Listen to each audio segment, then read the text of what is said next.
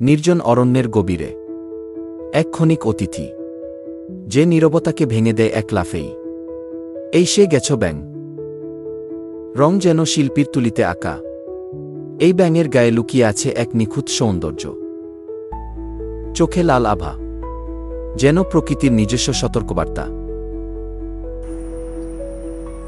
ঘন সবুজ পাতার মাঝে একটি কমলা ফলের উপর বসে আছে সে, চুপচাপ, নির্ভার।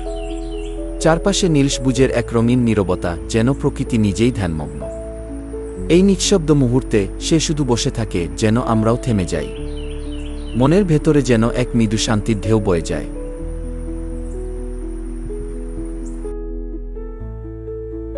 তার প্রতিটি লাফ, প্রতিটি থেমে থাকা, প্রকৃতির নিঃশব্দ ধ্যান। সে কারো শিকার, আবার কারো প্রেরণা। তবুও সে নিজেকে জানে না হিরো, সে শুধুই গেছ ব্যাঙ।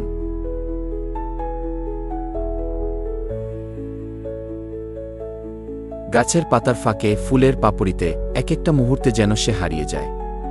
আবার হঠাৎই ফিরে আসে এক দুরন্ত লাফে। সে যেন এক নীরব শিল্পী, যে নিজের অস্তিত্ব আঁকে আকাশে, পাতায়, পানিতে। এই ছোট্ট প্রাণীটা আমাদের শেখায়, সুন্দর হতে হয় না বিশাল, সাহসী হতে হয় না গর্জন দিয়ে। কখনো কখনো একটা লাফই যথেষ্ট নিজেকে প্রমাণ করার জন্য। প্রতিটা পাতার দোলায়, বাতাসের ছোঁয়ায় এই ব্যাঙের গল্প বয়ে চলে। নির্জনতাকে সে রূপ দেয় সৌন্দর্যে, নীরবতাকে সে করে তোলে সঙ্গীত। তুমি যদি মন খুলে তাকাও, তবে দেখতে পাবে প্রকৃতি কেবল দেখার জিনিস নয়, প্রকৃতি এক অনুভব।